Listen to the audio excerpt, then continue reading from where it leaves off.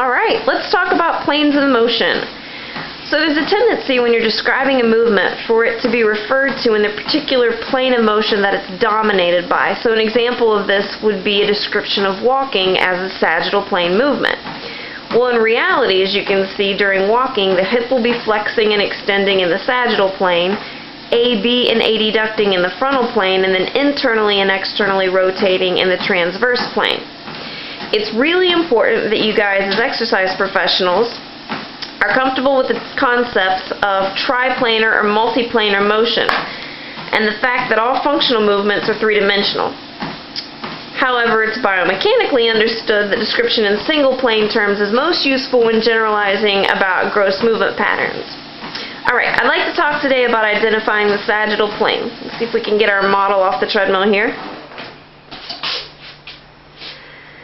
So the sagittal plane divides the body into right and left halves, and it runs anterior to posterior or vice versa.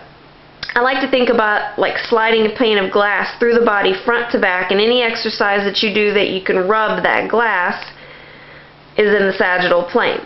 So flexion and extension movements are pretty much the movements that we're talking about when we're talking about sagittal plane. So some examples are neck flexion and extension, trunk flexion and extension.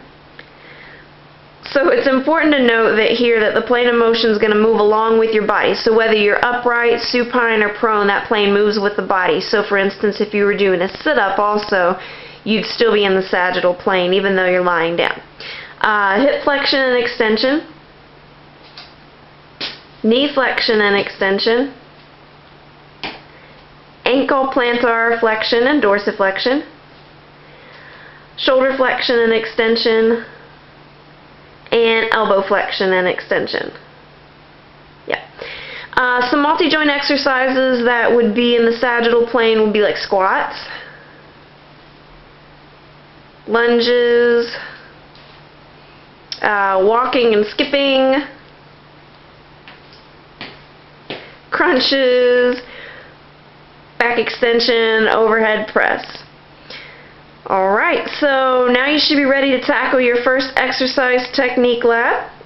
If you guys have any questions, please feel free to email, text, or call me to clarify. Thanks. Bye.